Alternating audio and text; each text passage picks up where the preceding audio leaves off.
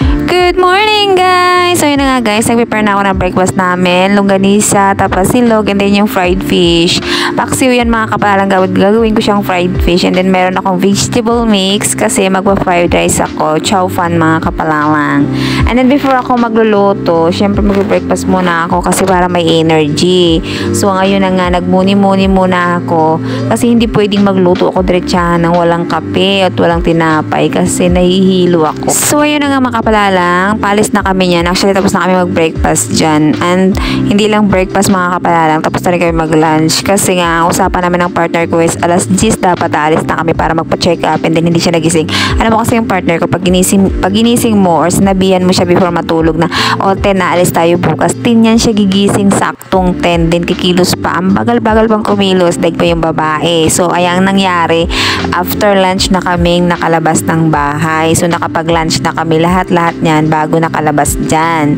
So, ayun na nga, on the way na kami punta dun sa pa-check up. Hindi namin kasama yung dalawang bata dyan kasi nasa school sila. Yung isa kasi pang umaga and then yung isa pang hapon. So, iniwan na lang namin yung panganay ko para maghatid siya dun sa isa kong anak sa school. Kasi kami kailangan talaga namin umalis kasi kailangan ko talaga magpa-check up. Bago kami dumiretso dun sa clinic, dumaan muna kami dyan sa patahian kasi nag-decide yung partner ko na patahiin yung name tag niya, papalitan yung name tag niya.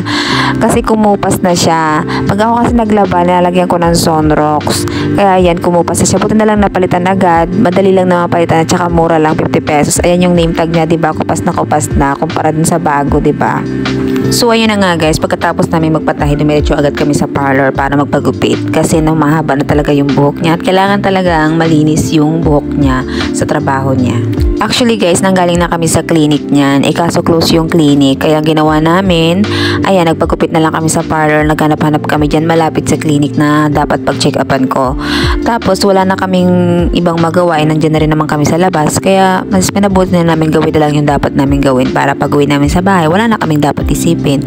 Katulad ng pagpapagupit, pagpapatahi ng uniform niya. First time namin dito sa parlor magpagupit. Actually, akala ko mahal kasi sa labas pa lang makikita mo talaga kung mamahalin yung parlor or mumurahin kasi ang ganda talaga ng output niya sa labas. And then pagpasok namin, nakita ko yung price na yan nasa likod ng partner ko. Yan. Ang mura lang pala ng pagupit, 100 pesos yung regular na gupit. Yung binayad namin dyan is 100 lang kasi regular lang naman yung gupit niya. Yung parang nagtitrim lang sa baba kasi alam mo naman yung partner ko, ayaw niya pabawas yung buhok. After namin magpagupit mga kapalalang, dumaan kami sa milk tea. Malapit lang din dyan mga kapalalang. Actually, sa gilid lang yan ng clinic na dapat pag-check upan ko. And then, dumaan kami ulit dyan para bumili ng milk tea para sa anak ko kasi nauhaw yung anak ko. Isa lang yung binili namin kasi wala na kaming budget. And then, minix lang yan ng partner ko. Grabe na yung iyak ng anak ko kasi uhaw na talaga siya. As in, nakakatuwa talaga tong batang to kasi pag alam niya talagang kanya yun, kanya talaga. Ayaw niyang i-share sa iba.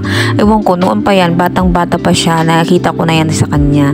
Sinabi ko kasi sa kanya, bibilihan ko siya ng milk tea. Mag-antay siya at saka mag-behave siya. And then pagdating ng milk tea niya, yung daddy niya yung humawak. Galit na galit siya. Yan, nagkakaiyak-iyak siya dyan. Ang ingay-ingay pa naman niya. Lakas-lakas ng iyak. Siyempre, kailangan i-mix ng daddy niya yung milk tea para ma-mix talaga yung flavor. Para hindi lang ice talaga yung mainom niya. So, ayun na nga mga kapalalang, okay na siya kasi binigay na ng daddy niya yung milk tea.